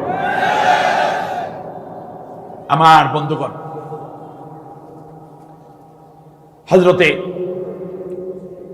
আসহাবে আজমাইন এই কথাগুলোই বলেছিলেন। ঠিক আসহাবুল উখদুদ এই কথাটাই বলল, আল্লাযী লাহু মুলকুস সামাওয়াতি ওয়াল আরদ, আসমান জমিনের একচ্ছত্র মালিক কে? এই যে মুলকিয়াত, এইটা নিয়ে ঝামেলা হয়েছে। আল্লাহ রাব্বুল আলামিন এজন্য বলেছেন, ওয়ালা ইউশরিক ফি হুকমিহি আহাদা, আল্লাহর হুকুমের মধ্যে, আল্লাহর জমিনের মধ্যে অন্য কারো আইন চালাইয়া তোমরা মুশরিক হইও না। তাহলে সৃষ্টি যার, আইনটা চলবে কার? ইনিল হুকমু, হুকুম চলবে একমাত্র কার? ইনিল হুকমু ইল্লা লিল্লাহ, আলা লাহুল খালকু ওয়াল আমরু, সৃষ্টি যার, আইন চলবে তার। এটা কি জামাতের কথা, সরমনাই হুজুরের কথা, কওমি আলেমদের কথা, হেফাজত ইসলামের কথা, কিংবা এটা কি চরমনাই হুজুর কিংবা তাবলীগের কথা? না, এ কথা কার? অতএব আল্লাহর আইন, আল্লাহর জমিন, আল্লাহর আইন, আমরা কার? জোরে বলেন কার? আমার ভিতরে হুকুম চলে কার? সুতরাং জমিনেও আমি ওই আল্লাহর হুকুম কায়েমের জন্য কাজ করব। আল্লাহ আমাদের কবুল করুন। আল্লাহ রাব্বুল আলামিন বলেন, শোনো, আল্লাহু আলা কুল্লি শাইইন শাহীদ, ও দুনিয়ার মানুষেরা শোনো, সেই সময় তারা যেই হত্যাকাণ্ড করেছিল দাকিয়ানুস বাদশা তোমরা ছিলে না, আমি আল্লাহ রাব্বুল আলামিন সব কিছুর বিষয়ে সাক্ষ্য হয়েছিলাম। তার কারণ মাজলুমের পক্ষে সাক্ষী দেবেন কে? সুবহানাল্লাহ। আল্লাহ রাব্বুল আলামিন বলেন শুধু এটাই নয়, ইয়াউমা তাশহাদু আলাইহিম আলসিনাতুহুম ওয়া আইদিহিম ওয়া আরজুলুহুম বিমা কানু ইয়ামালুন। শুধুমাত্র আমি সাক্ষ্য দেব এটা নয়, বরং যে যেই কাজ করেছে তার জিহ্বা, তার মুখ এবং তার হাত, তার পা সব কিছুই সেদিন সাক্ষী দেবে। যেই পুলিশরা হত্যা করেছে, যারা আল্লামা সাইদি সাহেবের শরীরে বিষ প্রয়োগ করেছে, যারা শহীদ করেছে, হয়তোবা হেলমেট পরা হোক, রাতের আধারে হোক, দিনের আলোয় হোক, সবগুলা সেই দিন তাদের হাত পা বলে দিবে। সিক্রেট মার্ডার করেছেন, গুম করেছেন, হত্যা করেছেন, আয়না করে নিয়েছে যারা, সবার ব্যাপারে এই কাজগুলো অবশ্যই কিয়ামতের দিন সাক্ষী হবে। ঠিক কিনা বলেন? আল্লাহ রাব্বুল আলামিন বলেন হাত্তা ইযা জাউহা শাহিদা আলাইহিম সামউহুম ওয়া আবসারুহুম ওয়া জুলুদুহুম বিমা কানু ইয়ামালুন। শুধু এটাই নয়, বরং আরো সাক্ষী দেবেন, আরো সাক্ষ্য দেবেন। সামউহুম তাদের কান, তাদের চক্ষু এবং তাদের চামড়া, যারা এই দুনিয়ায় অন্যায় করেছে এই সব অঙ্গগুলো, কারণ চামড়া রেখে তো কেউ গুলি করতে যেতে পারে নাই, কান রেখে তো কেউ অন্যকে হত্যা করতে যেতে পারে নাই, এমনকি চক্ষুও কিয়ামতের দিন আমার আপনার বিরুদ্ধে সাক্ষী দিতে থাকবে। তার কারণ হচ্ছে এই যে আপনি আল্লাহর কোরআন এবং নবীর আদর্শের বাইরে কাজ করেছেন, এই জন্য আপনার বিরুদ্ধে সাক্ষ্য দিবে তারা। নাউযুবিল্লাহ। আল্লাহ রাব্বুল আলামিন বলেন শুধু এটাই নয়, কিরামান কাতিবিনা ইয়ালামুনা মা তাফআলুন। একদল ফেরেশতা সব নোট করে করে লিখে রাখতেছে। শুধু তাই নয়, আল্লাহ তাআলা বলেন ফামান ইয়ামাল মিসকালা যাররাতিন খায়রান ইয়ারা ওয়া মান ইয়ামাল মিসকালা যাররাতিন শাররান ইয়ারা। পরমাণু পরিমাণ, সরিষা দানা পরিমাণ যদি নেক আমল করো তাও ভিডিও করে রাখা হচ্ছে, দেখতে পাবা। আর যদি পরমাণু পরিমাণ গুনার কাজ করো তাও দেখানো হবে। আল্লাহু আকবার। আপনার যে কথাগুলো আছে তাও রেকর্ড হচ্ছে। মা ইয়ালফিযু মিন কাওলিন ইল্লা লাদাইহি রাকীবুন আতীদ। ভিডিও আকারে সব কথাগুলো রেকর্ড করে রাখা হচ্ছে একদল ফেরেশতাই। অতএব কথাবার্তা বলার সময় খুব সাবধানে বলবেন, আল্লাহর বিরুদ্ধে, নবীর বিরুদ্ধে কিংবা জালেমের পক্ষে যেন কোনো কথা না হয়। ঠিক কিনা? আল্লাহ রাব্বুল আলামিন আবার বলছেন শোনেন, এটাই শেষ কথা নয়। ওয়া আখরাজাতিল আরদু আসকালাহা। জমিন সেই দিন সব বের করে দিবে। জমিনের পক্ষ থেকে একটা সাক্ষী আসবে, সাক্ষ্য আসবে। শুধু এটা নয়, মানুষেরা বলবে আল্লাহ তুমি আমারে মাফ করে দাও। তখন আল ইয়াউমা নাখতিমু আলা আফওয়াহিহিম ওয়া তুকাল্লিমুনা আইদিহিম ওয়া তাশহাদু আরজুলুহুম বিমা কানু ইয়াকসিবুন। সেই দিন তার মুখটাকে বন্ধ করে দেব, আর কোনো কথা তারা বলতে পারবে না, বরং সেই দিন তাদের হাত কথা বলবে আর পা সাক্ষ্য দিবে। সাথে সাথে এই দুনিয়ার যা কিছু করেছে তারা সব দেখতে পাবে। আল্লাহ যেন সেই দিন আমাদেরকে এই নেক আমলগুলোর বরকতে মাফ করে জান্নাতি করে দেন। বলেন আমিন। আল্লাহ রাব্বুল আলামিন বলেন শুনুন, ইন্নাল্লাযীনা ফাতানুল মুমিনিনা ওয়াল মুমিনাতি সুম্মা লাম ইয়াতুবু ফালাহুম আযাবু জাহান্নাম। আল্লাহ রাব্বুল আলামিন বলেন যারা অন্যায়ভাবে আল্লাহর জমিনে আল্লাহর দ্বীন কায়েমের আন্দোলন করার অপরাধে মুমিন নারী এবং মুমিনা পুরুষ, মুমিনা নারী এবং মুমিন পুরুষদেরকে যারা কষ্ট দিয়েছে, আমার ভাইরা, একেবারে অধুনা সময়ের কথাও যদি বলি, বাংলাদেশে ইসলামের কথা বলার অপরাধে শুধু কি মাত্র পুরুষদের উপর অত্যাচার করেছে, নেতাদেরকে হত্যা করেছে, নাকি মহিলাদের উপরেও টর্চার হয়েছে? বলুন তো দেখি। আরমানের স্ত্রী, দুইটা ছোট ছোট বাচ্চা, একজনের বয়স 2.5 বছর আর একজনের বয়স মাত্র 3.5 বছর। এর মানে 1 বছরের মাথায় 2 বাচ্চা হয়েছে। ছোট বোন, বড় বোন, 2টা বাচ্চা। বাবা জেলের মধ্যে, আরমানের বাবা মীর কাসিম আলী শহীদ, ফাঁসির রায় হয়ে গেল। 2 দিন আগে তিনি ওসিয়ত করলেন, আমার ফাঁসি হওয়ার পরে আমার জানাজা পড়াবে আমার ছেলে। 2 দিন পরেই ছেলেটাকে নিয়ে যাওয়া হলো। বাবার স্বপ্ন আর পূরণ হলো না, জানাজা হলো না, বাবাকে নিজে আর জানাজা পড়াতে পারল না। 11টা বছর পর্যন্ত একটানা আয়না ঘরের মধ্যে আটকাইয়া রাখলো। ছোট ছোট বাচ্চাগুলো 11 বছরের মাথায় এসে একটু বড় বড় হয়ে উঠছে। 3.5 বছর যোগ করেন 11-র সাথে, আর 2.5 বছর যোগ করেন, বাচ্চা 2টা বড় হলো। কত ঈদ গেল, কত কোরবানি গেল। স্ত্রীকে বারবার আত্মীয় স্বজন, আপনজন, প্রিয়জন বলেছিল, তুমি একটা বিয়ে করে নাও, আরমান কোনোদিন হয়তো আর আসবে না। স্ত্রী কোনো কথা বলতেন না। শেষবারে বেশি বেশি ভাইয়েরা, মামা, চাচা এরা যখন বেশি বেশি তাগাদা দেয়, তখন এক পর্যায়ে তিনি শুধু কেঁদে বলেছিলেন, আরমান যদি কোনোদিন দুনিয়ায় আমার কাছে ফিরে না আসে, আরমানের জন্য অপেক্ষায় থাকতে থাকতে একদিন আমি বিদায় হয়ে যাব, জান্নাতের মধ্যে আরমানের সাথে আমার দেখা হবে। কত ধৈর্য! সন্তান আয়না ঘরে আমান আসামি গোলাম আজম সাহেবের ছেলে, এইদিকে মা মারা যায়, জানতো না। তার স্ত্রী অন্যত্র বিবাহ বসেছে, বের হওয়ার মাত্র 2 বছর আগে। কারণ তাকে টেক কেয়ার করার মতো কেউ নেই। অন্যরা বলে দিল, কোনো চিন্তা নাই, তুমি বিয়ে বসো, হয়তো সে আসবে না। তার ভাইরাও পরামর্শ দিয়েছিল। পারিবারিক ভাবে অন্য জায়গায় বিয়ে হয়েছে। জেল আয়না ঘর থেকে উদ্ধার হলেন ঠিকই, ঘরে এসে দেখতেছেন স্ত্রী নেই, সন্তানগুলো নেই। অবশ্য সেই ভাই যখন শুনেছেন ফিরে এসেছে আমান আজামি, সাথে সাথে তার স্ত্রীকে ডেকে বলেছেন, আমি তোমাকে ডিভোর্স দিয়ে দিলাম, ইদ্যত পালনের পরে তুমি আমার ভাইয়ের কাছে চলে যাইও, তার কারণ তার মতো দুঃখী মানুষ এই দুনিয়ায় আর নেই। আমাদের ডক্টর শফিকুল ইসলাম মাসুদ সাহেব সাবেক ইসলামী ছাত্র শিবিরের কেন্দ্রীয় সভাপতি ছিলেন। তার স্ত্রীর গর্ভে 8 মাস সন্তান। র্যাবেরা তাকে তুলে নিয়ে গেছে স্ত্রীকে। তিনি একজন ডাক্তার। যখন ডাক্তারকে যখন বলল র্যাবের ভাইয়েরা, আমার গর্ভে 8 মাসের একটা বেবি আছে, আমাকে সাবধানে নাড়াচাড়া করাবেন, গাড়িতে ধাক্কা দিবেন না, তখন তারা ইচ্ছে করেই গ্রামের উঁচা নিচা রাস্তার মধ্যে গাড়ি নামাই দিছে। বড় গাড়ি জোরে জোরে ধাক্কা খাইতে খাইতে এক পর্যায়ে বাসায় ফিরিয়ে দিয়ে গিয়েছিল। 2 দিন পরে বাচ্চাটা সিজার করে বের হয়েছে, 1 দিন দুনিয়ায় বেঁচে ছিল। আমার ভাইরা দেখুন, কত নারীরাও কষ্ট করেছে ইসলামের জন্য। আজকে মনে করি খাদিজা নাই, কিন্তু আমার সমাজে হাজার খাদিজা ঘরে ঘরে আল্লাহ দান করেছেন। আরে বিএনপির লোকেরা ভুলে যায় কেমনে তাদের নেত্রীকে মনে হয় গলা ধাক্কা দিয়ে বের করে দিয়েছে নিজের বাড়ি থেকে। ঠিক কিনা বলেন?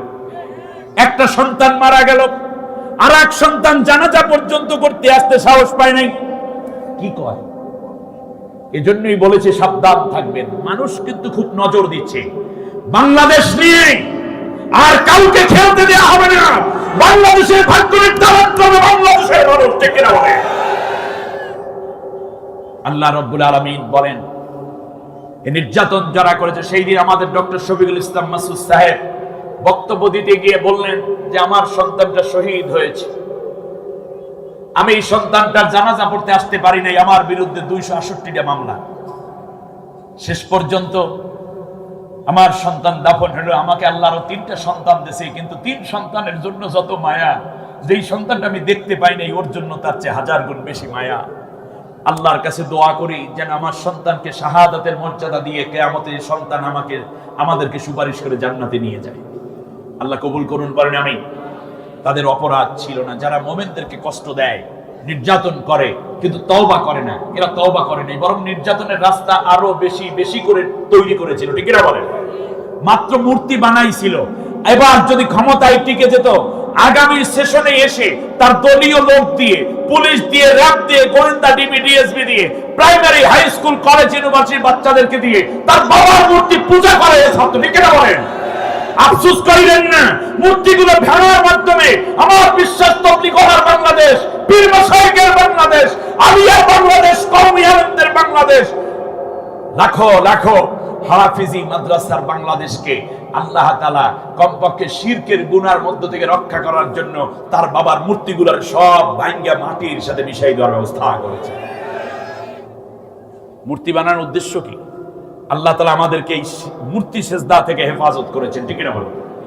আমার বন্ধুগণ, যে কথাটা আমি বলতে চাচ্ছিলাম, আল্লাহ তাআলা বলেন যারা তওবা করবে না তাদের জন্য রয়েছে আযাবু জাহান্নাম, তাদের জন্য রয়েছে জাহান্নাম, ওয়ালাহুম আযাবুল হারিক, এবং তাদের জন্য রয়েছে যন্ত্রণাদায়ক স্থায়ী শাস্তির ব্যবস্থা।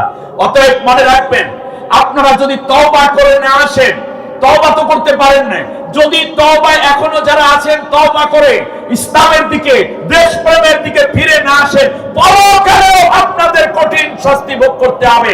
আমি চলে যাচ্ছি ফিরআউনের কাছে, কি শাস্তি শুনে।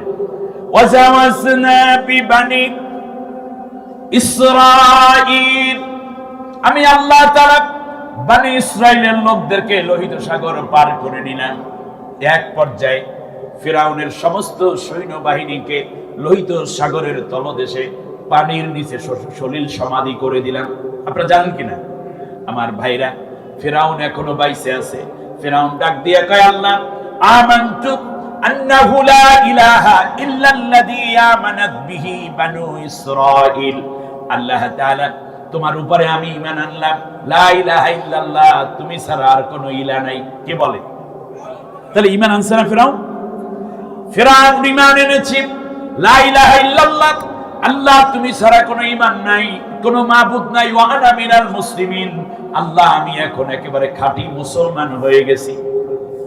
সমুদ্রের তলদেশে ফিরআউন এই কথা বলতেছে, এরপর নাকের মধ্যে, মুখের মধ্যে, কানের মধ্যে দিয়ে পানি ঢুকতেছে। এখন দেখেন, ঈমানদারও দাবি করে আবার মুসলমানও দাবি করে। কে? সূরা ইউনূসের 90 নম্বর আয়াত পড়ে দেখেন। এখন আমার আল্লাহ ডাক দিয়ে বলেন, আল আন ওয়াকাদ আসাইতা ক্বাবলু ওয়া কুনতা মিনাল মুফসিদিন, তুমি এখন বলতেছো ঈমান এনেছি, কিন্তু এর আগে তুমি ছিলা বড় স্বৈর শাসক। তাহলে বোঝা যায় স্বৈর শাসকের ঈমান আল্লাহ কবুল করেন। আমার কথা বুঝে আসছে আপনাদের? কোন স্বৈর শাসক খুনি, সত্যহীন, নিজের দেশের মানুষদেরকে ইউযাব্বিহু আবনাআকুম ওয়া ইস্তাহয়ী নিসাআকুম, আল্লাহ তাআলা বলছেন যে তোমাদের পুত্রদেরকে সে হত্যা করত। অতএব মানুষ হত্যাকারী, নিজ দেশের লোকদেরকে এভাবে অন্যায়ভাবে যারা হত্যা করে, তারা স্বৈর শাসক, অবৈধ দখলদার, যারা তাদের ঈমান আল্লাহ কবুল করেন না। প্রমাণ পাইলেন কোথায়? ফিরআউন। এরপরেও আল্লাহ বলছেন তার দোসর যারা আছো তারাও কমপক্ষে যদি তওবা না করো তাহলে তোমাদের জন্য কঠিন শাস্তি আছে। আমি আপনাদের জন্য শুধুমাত্র একটি ছোট্ট ইতিহাস বলতে চাই, নবীও তাদের ক্ষমা করেন নাই। ইতিহাস বলবো। রাসূল সাল্লাল্লাহু আলাইহি ওয়াসাল্লাম মক্কা বিজয় করলেন। মক্কা বিজয় করে আল্লাহর নবী বললেন, শোনো, আমি সকলকে সাধারণ ক্ষমা ঘোষণা করলেন, কিন্তু 14 জন, এই 14 জনকে যেখানে পাবে সেখানে হত্যা করবে। এই 14 জন ক্ষমার মধ্যে নাই। খেয়াল করেছেন আপনারা? এমন সময় এক সাহাবী এসে বলল, ফাকালা ইবনু খাতালিন মুতাআল্লাকু বিআস্তারিল কাবা, ইয়া রাসূলুল্লাহ, আপনি যাদের নাম বলেছেন হিন্দা, ইকরামা বিন আবু জেহেল, ইবনুল খাতাল, এমনি করে 14 জনের নাম বলেছেন। এর মধ্যে ইবনুল খাতাল বাইতুল্লাহ শরীফ, এটা তো হারাম শরীফের মধ্যে এরিয়া, মাতাফের মধ্যে। এর মানে হচ্ছে যদি এই 14 জন হয় তার মধ্যে একজন তো হলো ইবনে খাতাল, ইয়া রাসূলুল্লাহ, সে তো বাইতুল্লাহর মধ্যে, এটার মধ্যে তো হত্যা করা নিষেধ, কারণ হারাম শরীফের মধ্যে হত্যা করা, মানুষ হত্যা করা কি নিষেধ, আপনারা জানেন। এটা হারাম নামই এই জন্য যে এই কাজগুলো নিষেধ এখানে। আল্লাহর নবী বললেন, শোনো, যদি সে কাবার গিলাফ ধরে আছে না, বরং যদি কাবার গিলাফের মধ্যে ঢুইকাও থাকে, ফাকতুলুহু, এরপরেও তাকে হত্যা করো। তার কারণ সে যেই জঘন্য অপরাধ করেছে মুসলিমদের সাথে, তাকে মাফ করার কোনো অধিকার আল্লাহ আমাকে দেন নাই। এ কথা শোনার সাথে সাথে 3 জন সাহাবী তলোয়ার নিয়ে একটা দৌড় দিয়েছে। ওই 3 জনের নাম সাইয়েদ ইবনে হুরাইস রাদিয়াল্লাহু আনহু, আম্মার ইবনে ইয়াসার রাদিয়াল্লাহু তাআলা আনহু। আম্মার ইবনে ইয়াসার হলেন সুমাইয়া রাদিয়াল্লাহু তাআলা আনহার সন্তান। আপনারা জানেন কিনা? ইয়াসার, আম্মার তার নাম, ইয়াসার হইল স্বামী, আর সেই স্বামীর স্ত্রীর নাম হইল কি? সুমাইয়া, যাকে আবু জেহেল উলাঙ্গ করে দূর থেকে গুপ্তাঙ্গ লক্ষ্য করে তীর নিক্ষেপ করে শত শত তীরের আঘাতে খোঁচাইয়া খোঁচাইয়া হযরতে সুমাইয়া রাদিয়াল্লাহু তাআলা আনহাকে শহীদ করেছে। ইসলামের সর্বপ্রথম শহীদ হলেন হযরতে সুমাইয়া রাদিয়াল্লাহু তাআলা আনহা। আম্মার, সুবহানাল্লাহ পড়েন। মাতৃ হত্যার প্রতিশোধের অংশ আছে এখানে, ঈমান আছে। আম্মার ইবনে ইয়াসার দৌড় দিলেন। তৃতীয়বারে যিনি খবর শুনে দৌড় দিলেন তার নাম আবু বারজাহ রাদিয়াল্লাহু তাআলা আনহু। তিনজন একসাথে দৌড় দিলেন, কিন্তু আবু বারজাহ ছিল একটু লম্বা, একটু যুবক টাইপের এবং দৌড়াইতে পারে ভালো। তিনজন দৌড়ায়, কিন্তু আবু বারজাহ আগে উঠে গেছে। গিয়ে দেখতেছে কাবার সাথে মাথা ঠেকাইয়া ঠেকাইয়া নিজের জীবনের বাঁচার জন্য দোয়া করতেছে ইবনু খাতাল। এক কোপে ইবনু খাতালের মাথাটাকে দেহ থেকে দ্বিখণ্ডিত করে দিয়েছেন আবু বারজাহ রাদিয়াল্লাহু তাআলা আনহু। সুবহানাল্লাহ। আল্লাহর নবীর কাছে ইবনে খাতালের মাথাটা এনে যখন আবু বারজাহ রাদিয়াল্লাহু তাআলা আনহু দিলেন, রাসূল সাল্লাল্লাহু আলাইহি ওয়াসাল্লাম তার পা দিয়ে তাকে ইশারা করে বলেছিল, তুমি বহু ঈমানদারদেরকে হত্যা করেছো। অতএব যারা সরাসরি হত্যার সাথে জড়িত তাদেরকে মাফ করার অধিকার বাংলাদেশের মানুষ কোন সরকার কিংবা প্রশাসনকে দিবে না। যারা হত্যাকারী তাদের হত্যার কাঠগড়ায় দাঁড়াতেই হবে, ঠিক কিনা বলেন? আল্লাহ রাব্বুল আলামিনের পর আবার বলেন, শোনো, ইন্নাল্লাযীনা আমানু ওয়া আমিলুস সালিহাতি তাজরি লাহুম জান্নাতুন তাজরি মিন তাহতিহাল আনহার যালিকা হুয়াল ফাওজুল কাবীর। সুবহানাল্লাহ, সুবহানাল্লাহ। আমার ভাইয়েরা, হযরতে রাসূল সাল্লাল্লাহু আলাইহি ওয়াসাল্লাম বললেন, শোনো, এই আয়াত নাজিলের পরে একদিকে ঈমানের পরীক্ষা, আর একদিকে ঈমান বিরোধী জালেমের পরিণতি, শেষবারে এসে আমাদেরকে আল্লাহ দুইটা কাজ দিয়ে বলছেন, তাহলে তোমরা জান্নাতি হয়ে যাবে। সুবহানাল্লাহ। এই দুইটা কাজ করতে কি আপনারা রাজি আছেন? আর একটু জোরে বলেন, রাজি আছেন? আল্লাহ রাব্বুল আলামিন বলেন, শোনো, ইন্নাল্লাযীনা আমানু ওয়া আমিলুস সালিহাতি লাহুম জান্নাতুন তাজরি মিন তাহতিহাল আনহার যালিকা হুয়াল ফাওজুল কাবীর। নিঃসন্দেহে যারা ঈমান আনবে, আমরা ঈমান আনছি কিনা? কার উপরে? জোরে বলেন, কার উপরে? জোরে বলেন, আমরা ঈমান এনেছি। সবাই বলতে হবে তো, এই যদি ঈমানের প্রশ্ন আপনারা এইভাবে করছেন কেন? জোরে বলেন, আমরা কি ঈমানদার? কারা ঈমানদার একটু হাত উঁচু করে আল্লাহকে দেখাই। লিল্লাহি তাকবীর, নারে তাকবীর। আল্লাহ, তুমি আমাদেরকে ঈমানদার হিসেবে কবুল করে নাও। আল্লাহ, আমরা নবী দেখি নাই, কিন্তু নবীর উপর ঈমান এনেছি। তোমাকে দেখি নাই, তোমার উপর ঈমান এনেছি। তোমার জান্নাত দেখি নাই, জান্নাত পাওয়ার আশা করি। জাহান্নাম দেখি নাই, জাহান্নামের ভয়ে আল্লাহ তোমার কাছে কান্দি। আল্লাহ, তুমি আমাদেরকে মাফ করে খাঁটি মুমিন হিসেবে মঞ্জুর করে নাও। বলেন আমিন। আমার ভাইয়েরা খেয়াল করুন, আল্লাহ রাব্বুল আলামিন বলেন, দুইটা কাজ করো, জান্নাত পেয়ে যাবা। সুবহানাল্লাহ বলেন। কয় কাজ? আরো জোরে। এখন তো বলতে কোনো অসুবিধা নেই, জোরে বলেন, কয় কাজ? মাশাআল্লাহ। এক নম্বরে ঈমান আনবা। ঈমান আনার সাথে সাথে ঈমানের তিনটা স্তর। ইকরার বিল লিসান, মুখে উচ্চারণ করো লা ইলাহা ইল্লাল্লাহ মুহাম্মাদুর রাসূলুল্লাহ, মুখে উচ্চারণ করো আল্লাহ ছাড়া অন্য কাউকে মানি না, আল্লাহ ছাড়া কোনো ইলাহা নাই, আল্লাহ ছাড়া কোনো হুকুমদাতা নাই, বিধানদাতা নাই। এই কথাটা তোমরা অন্তরে বিশ্বাস করো। এর পাশাপাশি তোমাদের রিজিক দাতা আল্লাহ ছাড়া কেউ নাই, হায়াত দাতা কেউ নেই, মউত দাতা কেউ নেই। এই বিশ্বাস করি কিনা? আমরা একটা সময় ছিলাম আল্লাহ কবে সাহায্য আসবে, আমরা হতাশ হয়ে গিয়েছিলাম, ঠিক কিনা বল? এখনই কিছুক্ষণের মধ্যে আমাদের আহমদ বিন ইউসুফ আল আজহারি ভাই আসতেছেন। আপনারা বেজান না খুশি?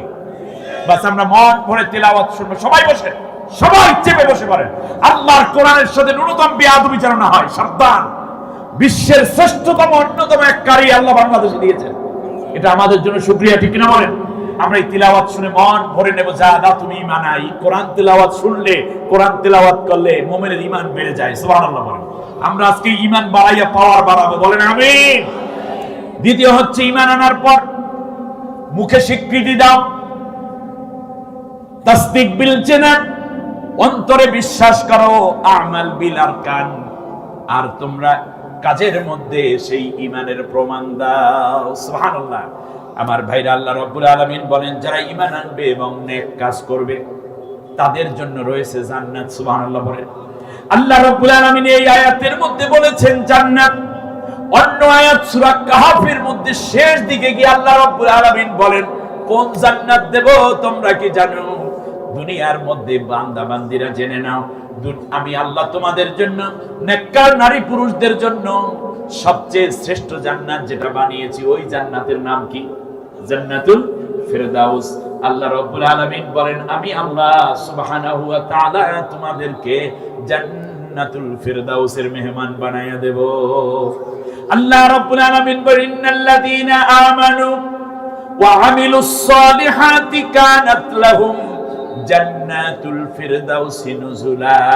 আমি আল্লাহ ওয়াদা দিলাম তোমরা যদি আমি আল্লাহর উপর ঈমান আনো আর নেক কাজ করো তাহলে আমি আল্লাহ তোমাদেরকে জান্নাতুল ফিরদাউস এর মেহমান বানায়া দেব, অনন্তকাল সেখানেই থাকবা। এবার বলেন ঈমানদারেরা নেক কাজ করে, হাসপাতাল বানানো গুনার কাজ না, নেক কাজ। এই জন্য বাংলাদেশে আল্লাহর দ্বীন প্রতিষ্ঠার আন্দোলন যেই কাফেলা করে তারা মানুষের জন্য অনেক হাসপাতাল বানাই দিয়েছে, ঠিক না? ইসলামী ব্যাংক কায়েম করা নেক কাজ না গুনার কাজ? নার্সিং হোম করা, মেয়েদের জন্য পর্দা সহকারে চাকরির ব্যবস্থা করা, এটা গুনার কাজ না নেক কাজ? স্কুল করা, ইসলামিক স্কুল করা, মাদ্রাসা করা, ইউনিভার্সিটি করা, যেখানে মানুষের জন্য অনেকগুলো দাতব্য চিকিৎসালয় করা, এমনকি আল্লাহর জমিনে আল্লাহর দ্বীন প্রতিষ্ঠা করা, এইটা বদ কাজ না নেক কাজ? এই কাজগুলো করতে হবে। তবলিগের ভাইরাও কাজ করেন, চরমনাইর পীর সাহেব কাজ করেন, ঠিক না বলেন?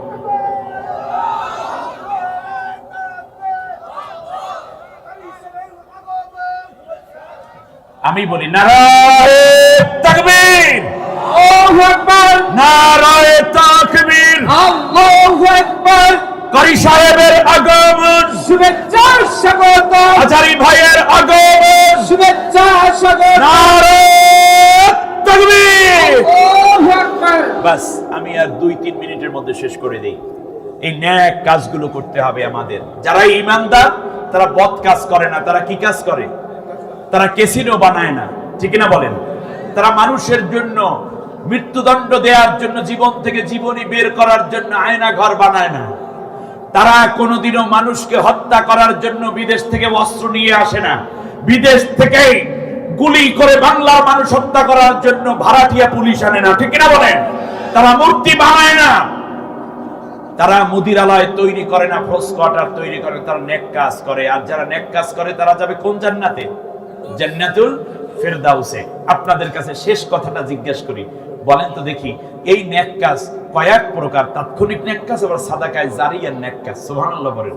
যেমন এই মাহফিলটা করলেন, এটা তাৎক্ষণিক 3 দিন, এটাও একটা নেক কাজ। কিন্তু মসজিদটা বানাইলেন, এটা অনন্তকাল থাকবে, আপনি মরার পরেও সাদকায়ে জারিয়া পাবেন, ঠিক না বলেন? একটা মাদ্রাসা করেছেন, এটা একটা সাদাকায়ে জারিয়ার কাজ, ঠিক না বলেন? আপনার সন্তানকে নেককার বানিয়ে গেছেন। আরে আমি আমাদের আহমদ বিন ইউসুফ আল আজহারি আমার ভাই, তার আব্বুর সাথে টেলিভিশনে আমাদের প্রোগ্রাম হতো। কত বড় জাইয়েদ বাংলাদেশে, তিনিও ছিলেন শ্রেষ্ঠ একজন কোরআন তেলাওয়াতকারী ক্বারি। আল্লাহ তাআলা আমাদের মরহুম মুরব্বিকে জান্নাতুল ফিরদাউসের মেহমান করে নিন। তার খেদমতকে আল্লাহ তামাম দুনিয়ায় ছড়িয়ে দেওয়ার তৌফিক দিন। তার ধারাবাহিকতা, তার কলিজার টুকরা সন্তান এই প্রজন্মে কোরআনের সবচেয়ে বড় খাদেম হিসাবে আবির্ভূত আল্লাহ করিয়ে দিয়েছেন, ঠিক না? হাজার হাজার না লাখো লাখো আলেম যাকে ফলো করে কোরআন তেলাওয়াত শিখছে। ইনশাআল্লাহ আমাদের সন্তানরাও এই রকম তেলাওয়াত করে বিশ্বজয়ী একজন ক্বারি হবেন, হাফেজ হবেন। আল্লাহ মঞ্জুর করুন। আজকে ভাইকে জিজ্ঞেস করেছিলাম, ভাই আপনি হিফজ শিখেছেন কোথায়? বলে আব্বার কাছ থেকে। সুবহানাল্লাহ। আল্লাহ তুমি ঘরে ঘরে ভালো আব্বু দাও, ভালো সন্তান দাও, বলেন আমিন।